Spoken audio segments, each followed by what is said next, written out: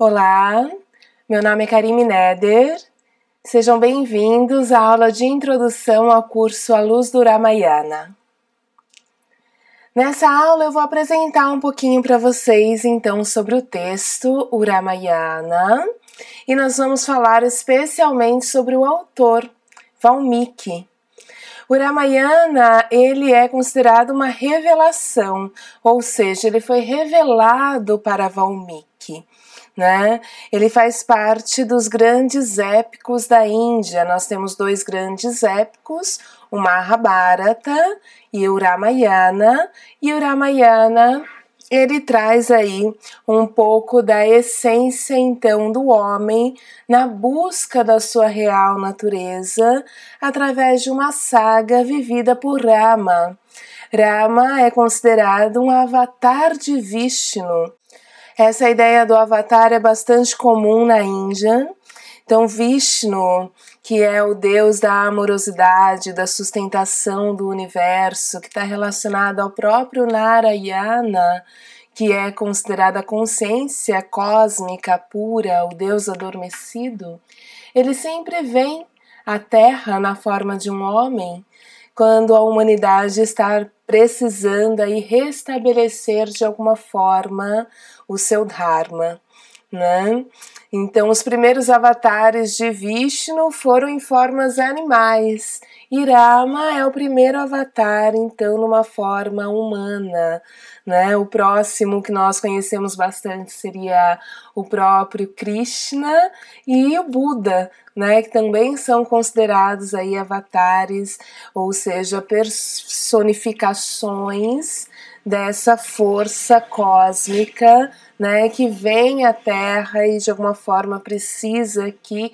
transcender e redescobrir quem realmente é, De uma forma ou de outra, nós todos somos Rama, nós todos somos Krishna, nós todos somos Buda na busca da nossa real natureza. Então essas figuras representam a divindade dentro do homem, e a capacidade que o homem tem de se reconectar, de se restabelecer nessa força divina, nessa consciência única. Então é um texto que traz pra gente aí numa forma mitológica e numa poesia muito bonita, muito especial, toda essa riqueza da tradição hindu. Na próxima aula nós vamos entender um pouquinho mais sobre o contexto, os textos que permeiam ali toda essa linha histórica para compreender realmente onde que o Ramayana então está posicionado na linha do tempo, e como que ele então está fazendo parte dessa evolução, O yoga, ele não nasce pronto e muito menos nasce como um exercício, um movimento que envolve a parte física. Ele nasce lá dentro, lá na consciência, e começa a ser desenvolvido, desabrochado como um sistema filosófico que vem desde os textos védicos, que são os textos mais antigos da Índia, E no finalzinho desses textos nós temos textos considerados as Upanishads, e ali começa assim então a falar sobre a natureza do eu, quem é o eu por trás de todas as coisas, e um olhar não dual começa a surgir, ficar mais evidente, e essa base filosófica vai aí gerar diversas filosofias, e uma delas é o próprio yoga. Vamos entender um pouquinho mais sobre isso. Mas um texto tão lindo, um texto que realmente venceu o tempo, O Ramayana, ele é considerado hoje a poesia mais antiga da humanidade, E por muitos a mais bela também. E a gente pensa que um texto como esse só pode ter sido escrito, então, por uma pessoa, que tenha vivido uma vida muito digna, vamos dizer assim, artística, iluminada, Mas é muito interessante que o texto do Ramayana, ele é atribuído a um poeta chamado Valmiki. E quando a gente olha para a vida de Valmiki, toda a mitologia em volta deste poeta, né? Porque essa é mais uma tradição da Índia, né? Os textos são revelações. A partir de estados meditativos, as pessoas conseguem acessar de alguma forma, né, essa sabedoria e colocar isso no papel para as gerações futuras, né? Então os textos, se eu escrevo um texto aqui, eu não assino com o meu nome, né? Isso é muito interessante dentro da tradição. Então a gente percebe um texto que foi composto ao longo de anos e anos e anos. Acredita-se que tenha começado a sua composição por volta de 500, 400 anos antes de Cristo, só que a composição final do Ramayana, ela é datada aí por volta de 300 anos depois de Cristo. Então, se vê que é algo que foi realmente construído pelo tempo, né? E pelos sábios, os sábios através dos seus estados meditativos, né? Mas toda a história do Ramayana começa na transcendência, num movimento dentro de um ser que é Valmiki, né? Colocado ali como um poeta que precisa de alguma forma transcender a sua natureza mundana e reconhecer que mesmo diante de todos os tropeços da vida, diante de toda aquela confusão que era a vida de Valmiki, ele poderia então chegar a um estado divino, um estado sutil e eterno da sua natureza, né? Valmiki apesar de ter escrito aí o Ramayana, a poesia mais fulgurante e mais bela da humanidade, ele foi um salteador de estradas, uma pessoa da pior categoria. Então, Valmiki é colocado como alguém que a gente pode imaginar que o karma dessa pessoa é o pior possível. Então, ele assaltava as pessoas, ele matava as pessoas, ele estuprava. Então, a vida dele era totalmente pautada em tirar o que é do outro, né? Alguém que está totalmente fora das conexões com sua própria existência. E a mitologia diz que uma vez Valmiki, de tanto que ele assaltava naquela estrada ali onde ele vivia, né, chegou um momento que os viajantes eles evitavam aquele lugar e pouquíssimas pessoas passavam por ali. E ali ele já estava ficando um pouquinho aflito, porque já há bastante tempo ele não tinha o que comer, né, não conseguia ninguém para roubar, né? E então ele estava bastante aflito com essa situação. Só que ele lá espreita, né, da sua oportunidade, ele vê um senhor caminhando pela estrada lá longe, e aí ele pensa: esse tá no papo, né? Um homem sozinho aqui nessa estrada, então ganhei o meu dia, vou conseguir aí, né, a assaltar esse rapaz. E aí ele fica ali na espreita, então, enquanto o senhor, que era um sábio, né?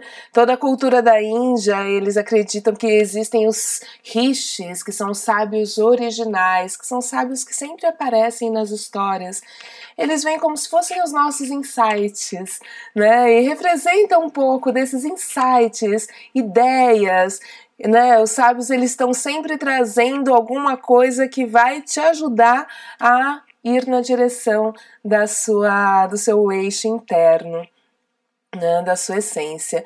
Então vem caminhando esse sábio e Valmiki então se prepara para avançar sobre ele, assaltá-lo, e no momento em que ele pula no ar e levanta sua faca para assaltar esse sábio, ele fica travado no ar, né, e com o braço elevado, e a faca fica ali e ele não consegue se mexer de jeito nenhum, ele congela completamente. E o sábio, como se nem estivesse vendo Valmiki, continua a passos bem tranquilos, passando por ali, passa por ele como se não tivesse nem visto. E Valmiki então fica indignado com aquela situação, né? E começa a gritar para o velho.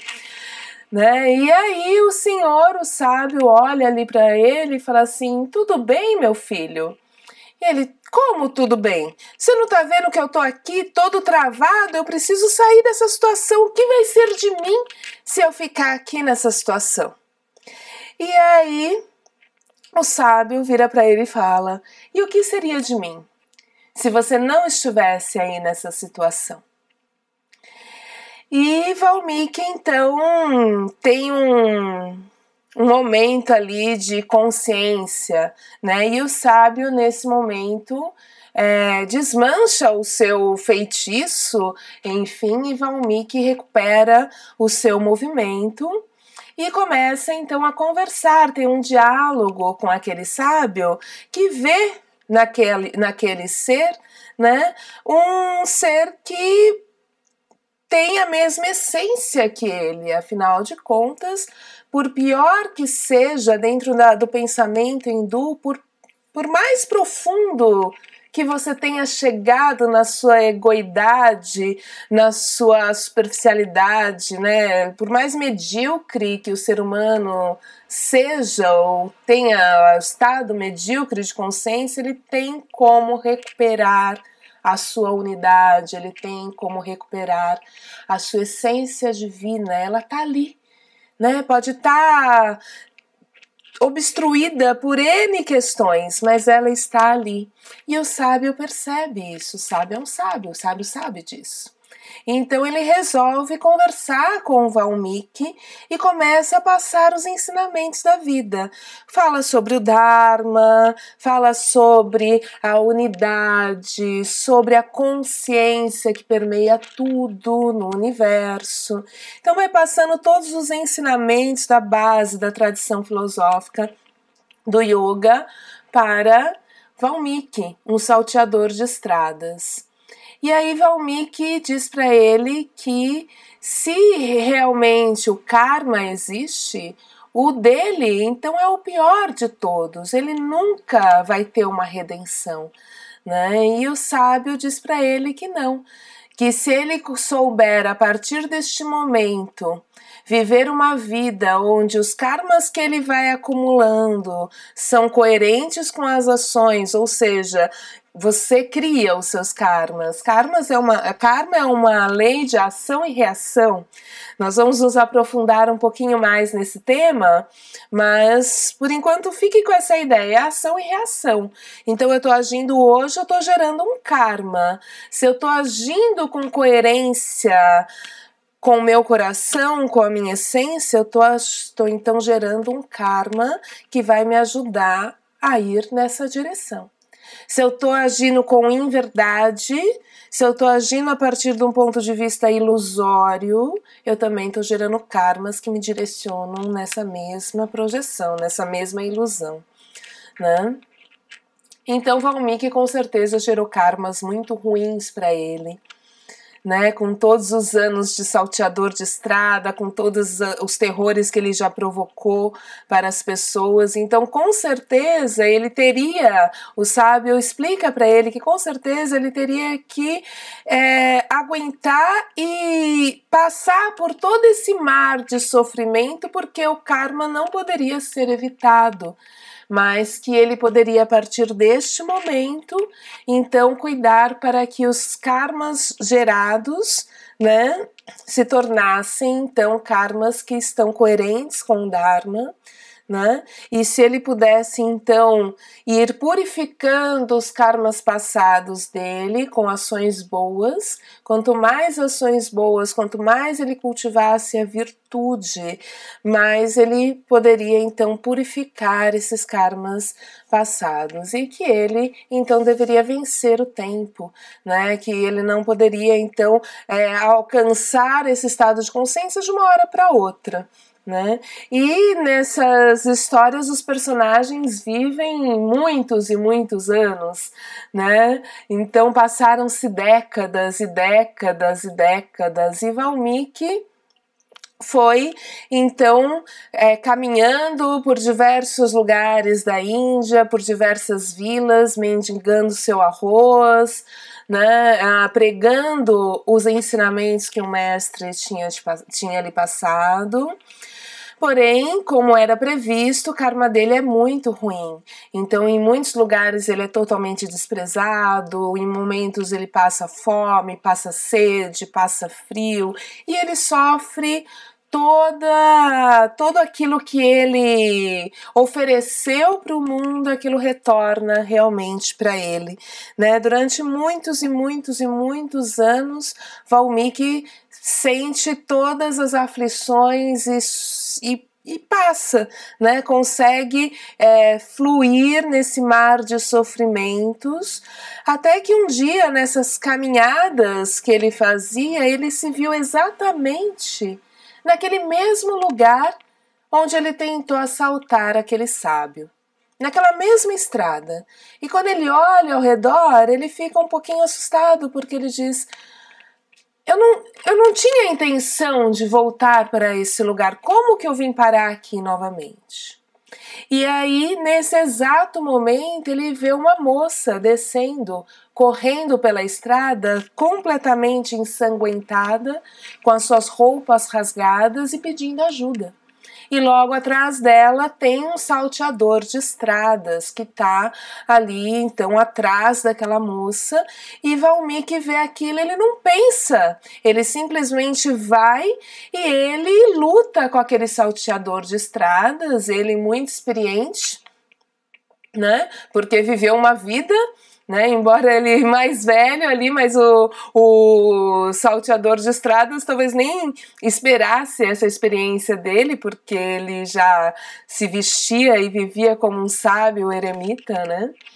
Mas ele luta então na defesa daquela moça, e por um acidente ele crava a faca do próprio salteador, ele crava a faca do salteador de estradas no coração dele e mata o homem. E aí, quando ele vê aquilo, ele vê que ele matou um homem, ele fica desesperado, porque ele pensa: todos esses anos de sofrimento, todos esses anos purificando o meu karma, e por um acidente, né, por tentar fazer uma ação boa que foi salvar aquela mulher, ele então mata um homem e ele fica desesperado. Ele fica assim inconformado e ele fala: o meu mestre vai ter que me dar uma explicação sobre isso. E aí ele pega aquele homem morto nos braços e começa a adentrar a floresta, né? E ele anda para dentro da floresta, desesperado, ele só consegue ver na cabeça dele a morte e ele não entende como que aquilo foi acontecer. E nessa caminhada pela floresta ele está então numa clareira, e nessa clareira está ali o seu mestre sentado, muito calmo, para recebê-lo. E olha nos olhos dele com um olhar muito meigo, muito carinhoso, e diz: eu te esperei por tanto tempo, que bom que você voltou, que bom que você está aqui para continuarmos os nossos ensinamentos. E Valmiki, desesperado, fala: mestre, você não vê? Olha aqui, eu matei um homem. O meu karma vai ser o pior possível. Eu retrocedi todos esses anos. Como isso pode acontecer? Há de haver uma explicação para essa morte. E aí o mestre olha para ele com muita calma e falou assim: realmente, você matou um homem. Olha novamente. E então Valmiki olha para aquele homem nos seus braços e vê que é ele mesmo. Ele acaba de matar aquele salteador, ele transcendeu então todos aqueles karmas, depois de anos e anos, anos que mais de uma vida, 100, 200, 300, 1000 anos se passaram, mas finalmente ele conseguiu transcender aquilo, ele matou aquele salteador de estradas que vivia dentro dele. Então, nesse momento, o mestre olha para ele e fala: agora você está pronto para continuar os seus ensinamentos, para continuar o processo de evolução da natureza, na direção da natureza do seu eu. E aí o mestre continua então passando os ensinamentos a Valmiki. Valmiki que então se senta em meditação a partir de então e entra num estado tão transcendente de meditação que ele vive ali naquela floresta à beira do rio, em estado meditativo por mais milhares de anos, tanto que forma-se um cupim enorme em volta dele, um cupinzeiro enorme se forma em volta de Valmiki e só os olhos dele é que ficam para fora. E Valmiki fica ali, em meditação, então, a partir desse momento, né, na busca, então, do seu eu essencial, né. Em algum momento da história, muitos anos após essa transcendência de Valmiki, muitos anos de meditação de Valmiki ali, uma hora ele é acordado por um ser celestial chamado Narada. Narada é considerado o mensageiro dos deuses. Então Narada vem e acorda Valmiki porque ele precisa transmitir uma mensagem de Brahma. Brahma, que é a força criadora, né? A própria energia potencial de criação do universo.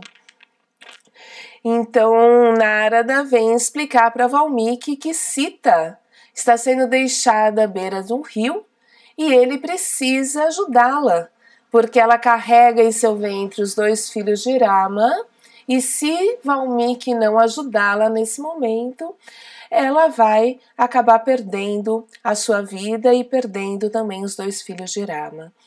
Então Valmiki sai do seu estado meditativo, né? Não sem antes reclamar um pouco, porque estava tão bom e tão gostoso ali, né? Mas ele então sai do seu estado meditativo, né? Para então acolher Sita, que é deixada ali às margens do rio. E nesse acolhimento, então, ele cuida de Sita e dos seus 2 filhos. E nesse momento, Narada diz para ele que a história de Rama lhe será revelada e que o dharma dele agora era, então, colocar isso para a humanidade, trazer essa história para a humanidade. Só que Valmiki também não entende. Como ele, né, um antigo salteador de estrada, agora já num nível de transcendência, de iluminação diferente, mas ele não sabia escrever poesia. E aí tem uma passagem na história que ele está ali sentado e contemplando 2 pássaros e um casal de pássaros, na verdade, e o macho fazendo ali toda a sua dança, né, na conquista da fêmea, e Valmiki contemplando aquela beleza da natureza. E aí, de repente, ele ouve um barulho e o macho é atingido. Então ele olha e sai um caçador da floresta. E Valmiki se revolta tanto com aquela situação, afinal de contas o passarinho quase sem carne alguma, né? Uma beleza tão fulgurante, né? Ali diante dos seus olhos, e de repente vem a morte novamente. Então Valmiki, a partir dessa angústia, ele amaldiçoa o caçador, e esse verso, né, ele amaldiçoa com um verso, e esse verso depois fica ressoando na mente dele, até que a partir dessa angústia, né, dessa revolta no coração de Valmiki pelo caçador que mata o passarinho, ele então se descobre um poeta. E aí todos os dias Valmiki vai até a beira do rio e pega as águas do rio em suas mãos e observa. E enquanto ele observa, a vida inteira de Rama, ela é passada ali nas palmas das suas mãos. E com isso ele ensina então em versos. Essa vida de Rama, ou seja, o Ramayana, é ensinada em versos aos filhos de Rama, Kusa e Lava, que estão naturalmente ali no eremitério de Valmiki, porque ele acolheu Sita com seus 2 filhos e eles cresceram ali. Então Valmiki, ele tem a revelação da vida de Rama e ele conta a vida de Rama aos seus 2 filhos. Em algum momento, na história, Rama, nesse momento, que na verdade a gente está começando a história pelo finzinho, o finzinho é o começo, Tudo se junta num próprio círculo dentro da história da Índia, E aí ele instrui toda a vida, todo o Ramayana, ele então passa para os filhos de Rama e as crianças começam a cantar o Ramayana. E lá na frente, depois de um tempo, o Rama resolve dar uma festa que dura 1 ano. E várias pessoas ali da região foram convidadas, inclusive Valmiki. Então Valmiki leva Kusa e Lava para cantar o Ramayana para o próprio Rama. Então é muito interessante esse final da história que se une ao começo da história, Tudo é um círculo e nós precisamos encontrar o centro. Nesse centro existe a nossa natureza essencial, profunda, que independente de qualquer karma, ela pode ser alcançada, ela pode ser atingida, como conta a história de Valmiki. Então Valmiki tem aí a revelação do Ramayana, um texto que vence o tempo e chega até as nossas mãos hoje. Vai ser um prazer para mim viver essa experiência com vocês e podermos então descobrir juntos o que tem aí por trás da simbologia dessa história tão bonita, tão bela de Rama buscando a harmonia com a sua Sita. Namastê.